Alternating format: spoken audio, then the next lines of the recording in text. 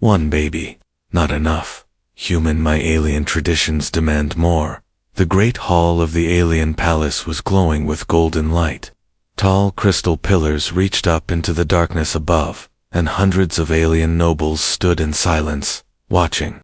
The human, Captain Daniel Hayes, stood in the center of the room. Still in his black and silver uniform, his heart beating hard, he thought his mission was over. He had agreed to father a single child for Princess Lyran, as part of the peace treaty between Earth and her people. It was strange, yes, but after months of negotiation and danger, this was the final step to stop the war. He had imagined that, after tonight, he would return home to Earth. He would be free, the mission complete. But Lyran stepped forward, her silver gown shimmering like water, her bright green eyes locked on his. Her voice was calm, but her words froze him where he stood. One baby, she said slowly, letting the words hang in the air. Not enough. Human. My traditions demand more.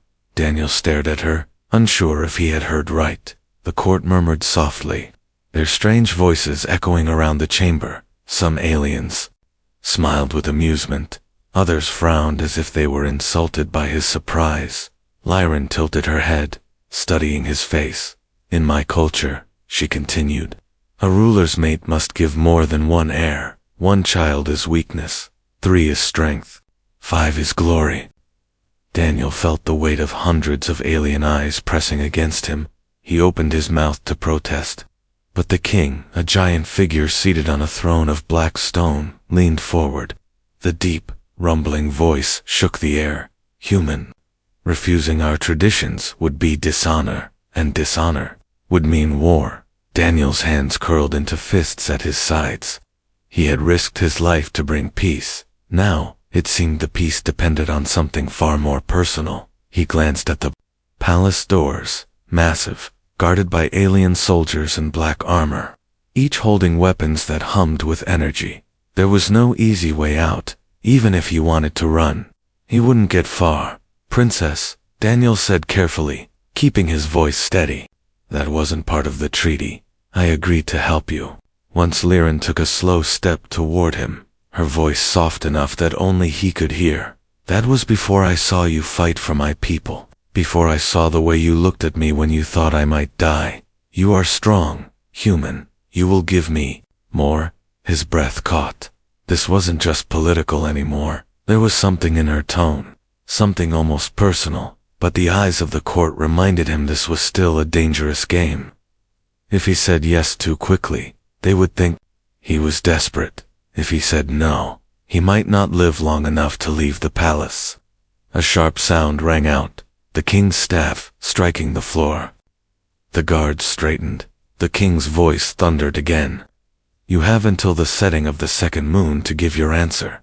Decide well, human. The nobles began to whisper as Daniel was escorted out of the hall by 2 guards. The cold air of the corridor bit into his skin. Every step he took echoed off the walls. Somewhere deep inside, he knew that whatever choice he made, his life would never be the same again. When the guards left him alone in his quarters, Daniel paced the floor. His communicator was dead, blocked by the palace's energy shield. He couldn't contact Earth. Couldn't call for help. Through the balcony doors, he could see the alien city below, lit by 1,000 floating lanterns. It was beautiful, and it was a cage. A soft knock came at his door, before he could answer. It opened, and Lyran stepped inside. The guard stayed outside, the door sliding shut behind her. She walked closer, her green eyes searching his face. You look afraid, she said quietly. Good. It means you understand the weight of what is being asked. Daniel shook his head. This isn't fair, he said.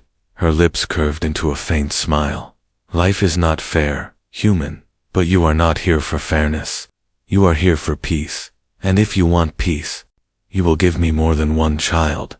The silence between them stretched, heavy and tense. Outside, the second moon was already beginning to rise. The countdown had begun. Under the pale light of the second moon, Daniel's quarters felt smaller than before, the air thick with unspoken threats. The sound of the alien city beyond the balcony, a constant reminder that he was far from home. He tried to rest, but his mind refused to slow. Every memory of the court's stairs replaying in his head.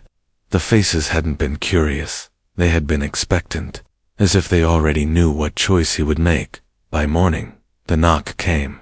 Again, louder this time. 2 guards entered without waiting for permission. Their silver armor gleaming as they gestured for him to follow. Daniel walked through the twisting corridors. Their walls lined with living vines that pulsed faintly like veins. He could feel eyes on him even in the empty stretches. The palace was alive with whispers. They brought him to a garden unlike anything he had seen. A circular arena, surrounded by high walls of green crystal. Inside, dozens of alien nobles sat in tiered seats. Their robes, like liquid metal in the sunlight. At the center, Princess Lyran waited, her gown different now, black trimmed with crimson, the colors of her royal house's judgment. Daniel's gut tightened. He had been summoned for something more than conversation. Lyran's voice rang clear across the space.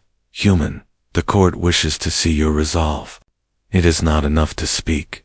You must show strength.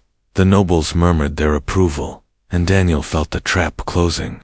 A figure stepped forward from the far side of the arena, a tall alien male with scaled skin like polished obsidian. His eyes were narrow, his voice cold.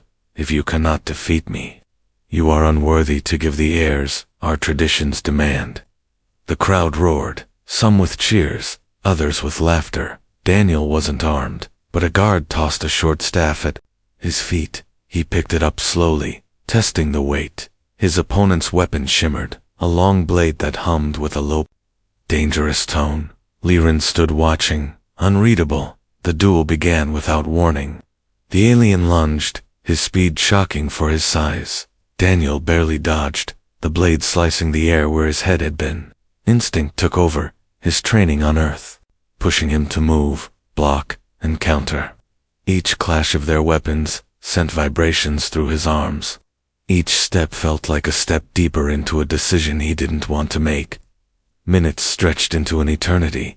The alien warrior pressed harder, forcing Daniel back toward the wall. Daniel's boots slid in the dust, and for a heartbeat, he thought it was over. But then he saw Lyran's face, not mocking, not cruel, but watching with a strange intensity.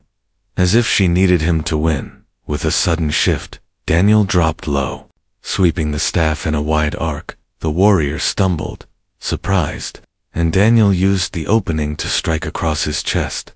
The alien staggered, then dropped to one knee. The garden fell silent, then erupted with shouts. Some nobles clapped, others hissed in disapproval. Daniel's chest rose and fell with heavy breaths, sweat running down his back. Lyran stepped forward, her voice soft but carrying. You are still standing, human, that is good. She looked at the court, then back at him. But this is only the beginning. The meaning was clear. This fight had only proved he could survive, not that he could refuse her demand. And as the guards led him back to his quarters, Daniel realized something that sent a cold shiver through him. The court wasn't waiting for his decision. They were waiting to see how far he could be pushed before he broke. Outside his balcony, the second moon sank lower. Time was slipping away, and so were his choices. The night came heavy and restless, the palace lights dimming until the corridors outside his quarters were swallowed in shadows. Daniel lay awake, staring at the ceiling of woven crystal threads that pulsed faintly like a heartbeat. Every sound in the silence felt sharper, the slow hum of the energy shields, the faint rustle of the wind against the balcony drapes. The door slid open without a knock. A figure stepped in. Lyran, but dressed in something far from royal, a fitted tunic of deep green, boots scuffed from travel, and a hood that shadowed her face. In her hand she carried not a scroll or command, but a small, glowing sphere. She set it on the table between them, and its light expanded into a floating map. This, she said quietly, is the Hall of Proving. Tomorrow night, you will be taken there. Her eyes locked onto his. It is where your true trial begins. Daniel sat up, suspicion curling in his chest. The duel wasn't the trial. Her lips curved faintly, but there was no humor. That was only to silence the nobles who doubt your strength. The hall is different. The hall tests your spirit. If you fail, the court will keep you here until my traditions are satisfied. He studied the map, winding corridors, shifting chambers, symbols that made no sense. And if I succeed? Her gaze didn't waver. Then you will be free to leave, even without giving me what my people demand. Daniel leaned back, his jaw tightening. Why? Tell me this. Wouldn't it be easier if I failed? For the first time, her voice faltered. Because if you fail, they will never let you leave alive, and I. She stopped, the words hanging in the air, before she turned away. I do not want your blood on my hands. Before he could answer, the door slid open again, but this time it was the guards, not her. They didn't enter, just stood there, silent and watching, as if to remind him he was never truly alone. Liren slipped the sphere into her sleeve and left without another word. The next evening came faster than he expected.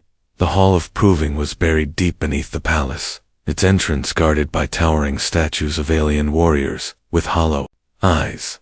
The moment Daniel stepped inside, the air shifted, warmer, heavier, as though the place itself was alive. The first chamber was a maze of moving walls, each lined with shimmering mirrors, his own reflection twisted and warped as he ran, some showing him wounded, others showing him in chains. The floor shifted under his feet, forcing him to move faster. Every turn seemed to lead him deeper, instead of out. Somewhere behind him, the sound of slow, deliberate footsteps echoed, but when he looked back, the hallway was empty. Still, the sound followed, never closer, never farther, just constant, a presence that made his skin crawl when he finally stumbled into the second chamber. The walls closed behind him like a living thing, sealing him in. At the center was a pedestal holding a single black stone. Liren's voice filled the room, though she wasn't there. To leave, you must carry the weight without breaking. The moment his hands touched the stone, it grew heavier, the floor tilting beneath him, his muscles strained, his breath coming fast. The weight wasn't just physical, it was memories pressing into his mind. The faces of the people who would die if he failed, the war that would return. Every step toward the far door felt longer than the last, but when he reached it, and the stone dissolved into nothing, he knew something unsettling. The hall wasn't just testing his strength, it was learning him, and somewhere in the shadows unseen eyes were watching every move. The air in the Hall of Proving had changed, becoming colder, sharper, as if each breath was cutting into Daniel's lungs. The third chamber stretched out before him, a vast, dimly lit space, with no visible walls, only endless darkness beyond, the flicker of suspended lights, thin walkways of glass wound through the air, crisscrossing like spiderweb threads. Somewhere far below, a low hum vibrated through the void, deep enough to make his bones ache. The sound felt alive, like something massive was moving beneath the glass. His boots clicked softly as he stepped forward, the walkway trembling under his weight. Halfway across, the lights above shifted, becoming a blood-red glow. In that glow, the glass ahead shimmered, twisting like liquid. Liren's voice rose from nowhere, but it was no longer calm. It carried an edge. Here, human, your body is not the only thing at risk. Here, we see what you fear most. The walkway beneath him suddenly gave way to images, not reflections, but scenes from his own memories. His first deployment on Earth, the moment his ship was hit in orbit, the faces of friends he couldn't save. Each image pulled at him, tempting him to stop, to fall into them. But then the memories changed. They weren't his anymore. He saw Liren as a child, standing alone in a vast throne room. Her small hands clenched while alien nobles spoke, words dripping with scorn. He saw her older, forced into ceremonial robes, her eyes empty as the king announced she would someday marry for strength, not love. Daniel stopped walking, realizing something dangerous. The hall was showing him her fears too. The red glow intensified, and the walkway began to dissolve into mist under his feet, forcing him to move. His steps quickened, each one making the glass reform just long enough to hold his weight before vanishing again. Behind him, something stirred in the dark, a shifting shadow that scraped against the underside of the walkways. Its sound was slow and deliberate, like it had all the time in the world to catch him. He didn't dare look back. His focus narrowed to the last stretch of glass, the faint outline of a door ahead. He reached it in a rush, slamming his hand against the panel. The red light faded, replaced by the pale silver of the alien moons. The door slid open, and he stumbled through, chest heaving. The next chamber was small, circular, its walls smooth and white. Liren was there, in person this time, standing with her hands clasped. She studied him for a long moment before speaking. "You saw it, didn't you?" "My truth." Daniel nodded slowly, and for a heartbeat, neither of them moved. The hall had stripped away another layer, not just of him, but of her, and that made what was coming even more dangerous. Daniel barely had time to steady his breathing before the door behind him slammed shut, sealing them both inside. A faint vibration moved through the floor, growing stronger until a section of the curved wall slid open. From the shadows stepped the same towering warrior he had faced in the garden, his black-scaled skin glinting under the chamber's pale light. But this time, he wasn't alone. Two more figures followed, one lean and quick-eyed, the other broad and heavy, all armed with weapons that looked grown rather than forged. Liren's voice was cool, but firm. "The court believes your earlier victory was luck. They demand you prove otherwise." She didn't look pleased, and her eyes flicked briefly toward the hidden cameras Daniel suspected were in every corner.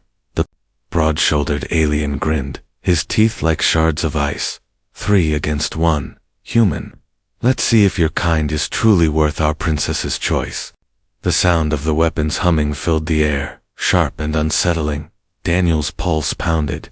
His staff was gone. The hall had left him unarmed, but the floor beneath his boots shifted, sections sliding apart to reveal a pit filled with flowing light. One misstep, and he'd drop into whatever energy roiled below. The first strike came fast, the quick-eyed alien darting forward with a hooked blade aimed for his ribs. Daniel twisted aside, grabbing the attacker's wrist and using their momentum to send them stumbling dangerously close to the pit's edge. The crowd of nobles watching through projected screens in the air hissed and muttered. The broad one came next, swinging a heavy weapon that cracked the floor where Daniel had stood a moment earlier. The vibration almost knocked him into the glowing chasm. The black-scaled warrior closed in, cutting off escape for a moment. Daniel thought it was over, 3 against 1. Nowhere to run, but then he remembered the glass walkways, how he had survived by moving, by refusing to freeze. He dove low, rolling beneath a swing, his hand snatching the quick-eyed alien's weapon mid-spin.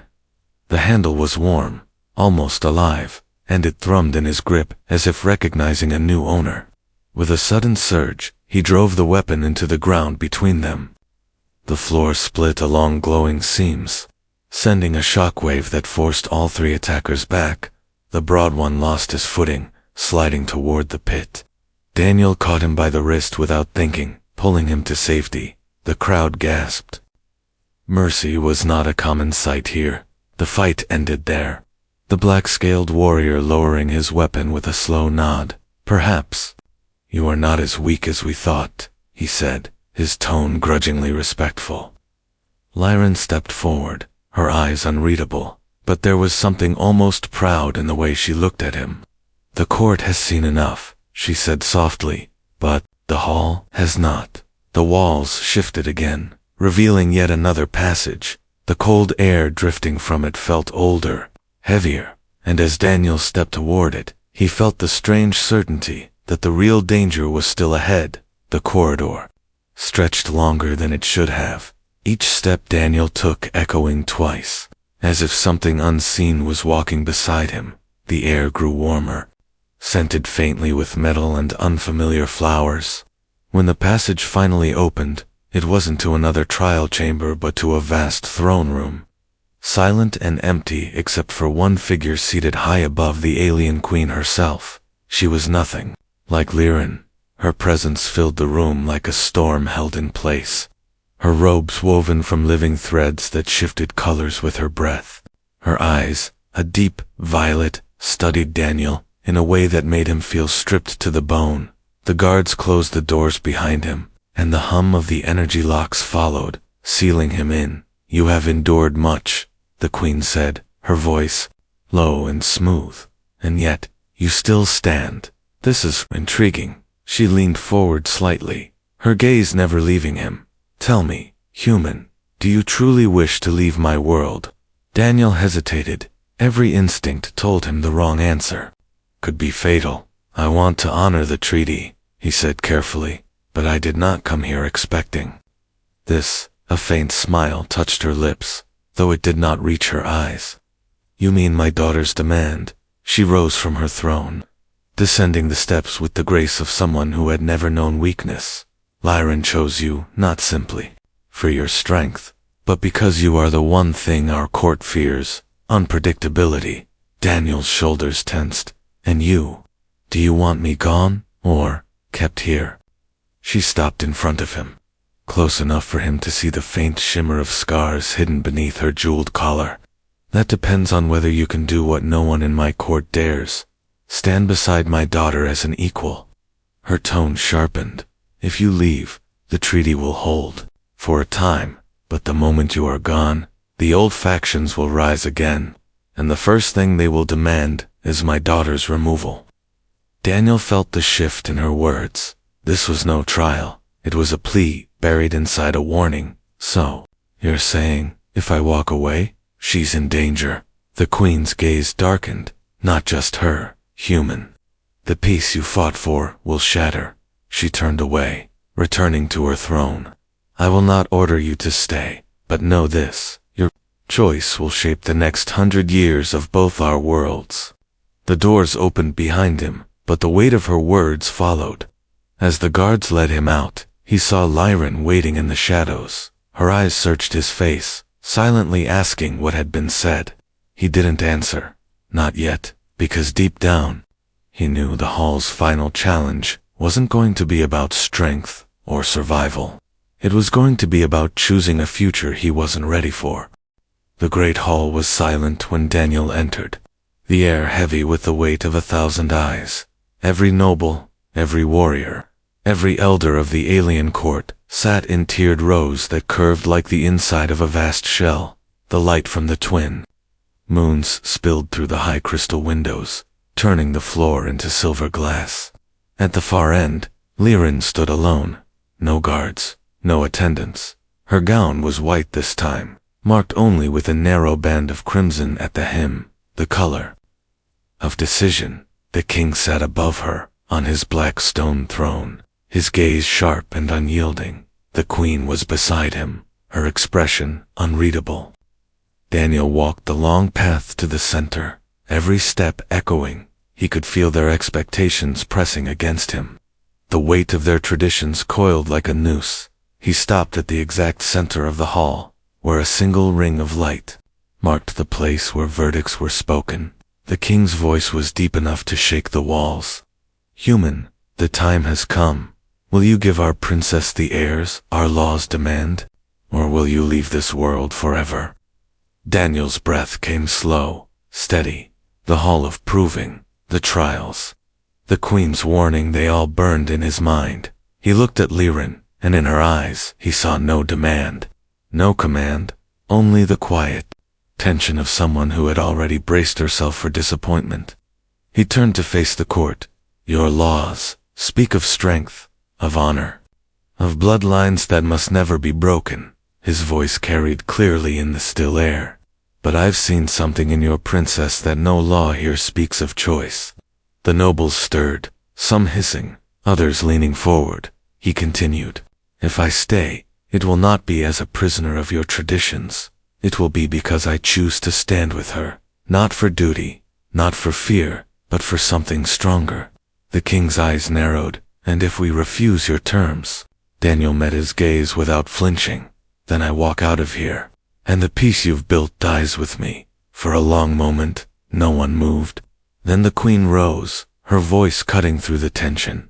I accept his terms. Gasps rippled through the hall. The king looked ready to speak, but the queen's stare held him silent. Lyron's eyes widened, and for the first time since he had arrived, a genuine, unguarded smile touched her lips. Daniel stepped toward her, close enough that only she could hear. One baby or more. We'll decide that together. The court erupted into noise, shock, outrage, grudging approval, but Daniel barely heard it, because in that moment, under the twin moons and the watchful eyes of an alien world, he knew the trials were over, and something far more dangerous had begun.